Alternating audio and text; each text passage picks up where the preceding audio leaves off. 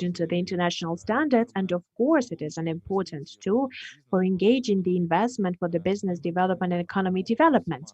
Of course, we are currently collaborating with all of our international partners. There are the structural milestones for the IMF programs. This is definitely the main question for all of the ambassadors, for all of the leaders, for all of the countries and partners. So the rule of law is question number one for all of our partners and for us as well. So I guess this is even the most important issue than the access to the financial resources, and it as well important for our businesses. It's not in the governmental mandate, unfortunately, but I would like to tell you and make sure that both the president, the parliament, they're dedicating all of the attention to that. They're developing the draft laws. There are important drafts law. There are important drafts law on the Higher Justice Council. There are in the framework, in the basis of the overall court reform, there is definitely a lot of different anti-corruption legislation that is being developed. There are interconnected with the reforms of justice, and you can see that it sometimes go through the scandalous things or sometimes going through the hot topics and sensitive topics. But I believe that it is an important element for the right system of justice being born in Ukraine. I know that it's impossible to do that in a one day, and I would like to assure you that we're really in depth into this process as we are on our way, and we're not going to turn from this path. We're going to be keep on moving on, bringing our justice system back to order.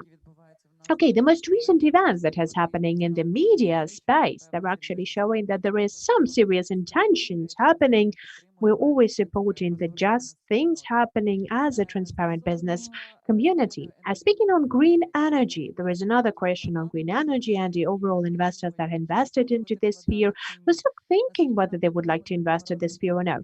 As far as we know, the memo that has happened, the memo that has been signed between you and between the investors, the memo is there, but it's not being implemented fully. That is something that the investors tell us. So how do you see the further on developments of this case? How are you going to resolve the issues of the green energy, of gas market? How do you find the answers to the energy issues? Okay, the energy issues, the basis for the economy. And by the way, I'm going to start with the news straight away. That we've had the same news that the Zaporizhia power plant, that there has been an emergency happening, and there has been a cut out from the energy supply for the population. Yes, there has been an emergency situation, but the energy systems has balanced that. So there has been the cut out from the energy supply for Enerhodar for half an hour. So basically, Zaporizhia heating power plant is currently working. The 2 blocks have already been launched. The 3rd block is going to be launched by today midday. So this is just commenting the news and trying to avoid some fake news spreading. Speaking on energy overall, the memo has been signed. The law has already been approved on fulfilling the memo's requirements. So Ukraine has already taken a different path, and the path that can be called the civilized path, because we have the cases in history when the countries have been breaking their agreements with investors into the green energy or to the renewables energy, and it caused additional arbitrary hearings. We have been through a really hard way, 9 months of mediation, negotiations. We get some certain memos that showed certain agreements made, and we're going to implement it fully from our side. So we're going to implement it. Yes, we're going to fully implement all of the conditions that we have approved. And speaking on the further on payments, there's going to be the first tranche that is going to be delivered on filling in the debt. So there's going to be more than 9 billion that is going to be divided and disseminated between Energoatom and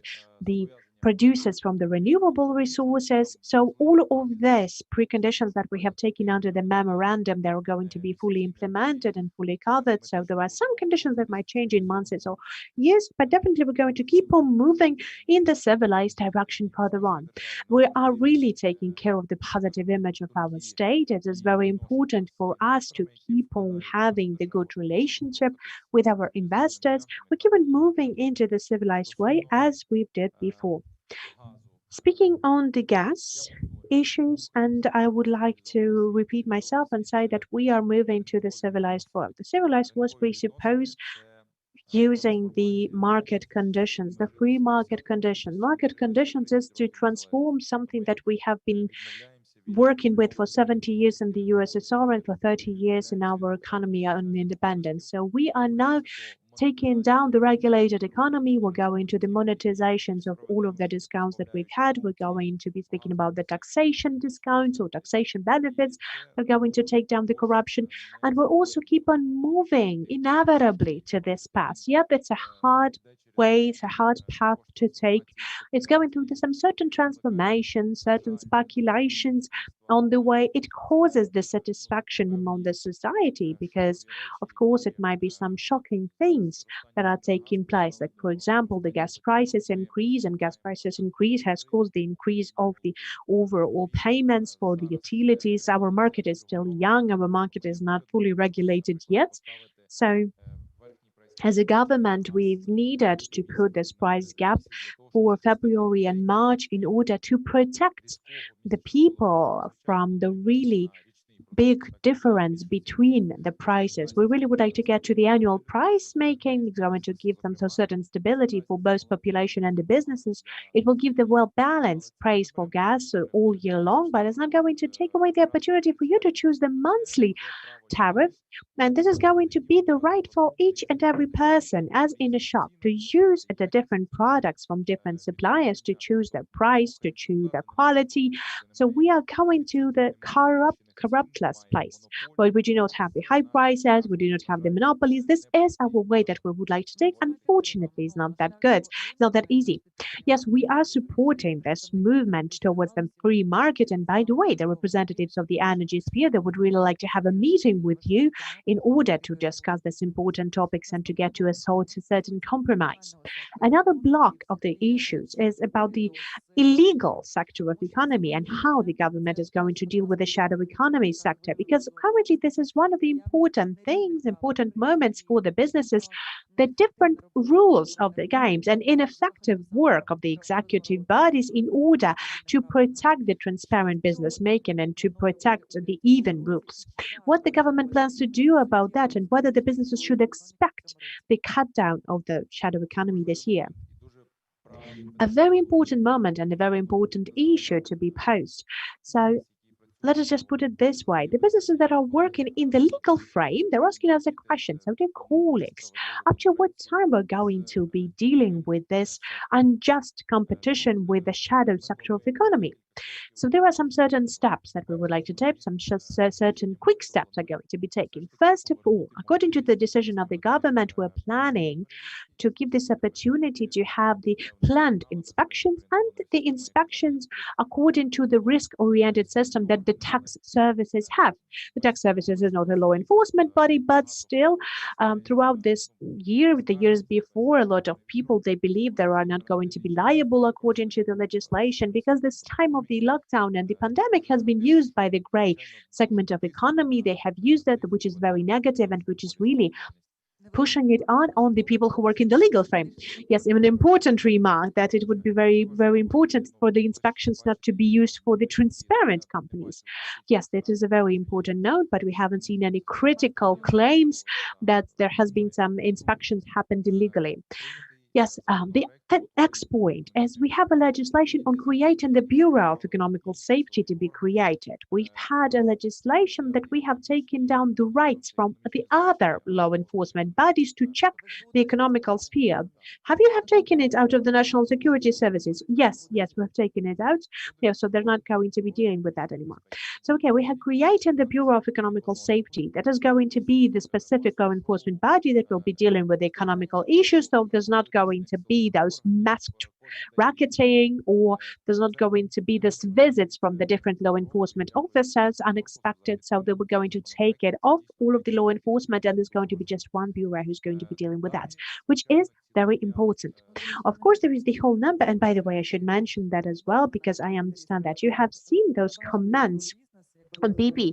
You have seen that the transparent businesses, when they have go through this draft law that has been voted for, and even though we have never seen the final draft, right now we have seen that it's not going to be the analytical body, it's going to be the traditional law enforcement body, and there is too many people, too many employees that are planned for there, and we understand how they're going to take the money for that. And we have no idea why would you create this kind of body in this format. We really like the idea, but the poor moment is that you're taking all of the functions from all of the other law enforcement institutions, or those are going to be like super forces and the monsters against the transparent business. It's not clear what kind of organization you're actually creating. The numbers of employees is much lesser than those people who will lose their job places because we're taking down this mandate. They're not going to be the analytical body because, well, basically, they don't have this processing function. But they're going to be conducting certain investigations. They're going to be based on the analytical skills, of course, but the economical crimes can be very different. And of course, it's going to be the fully capable body with all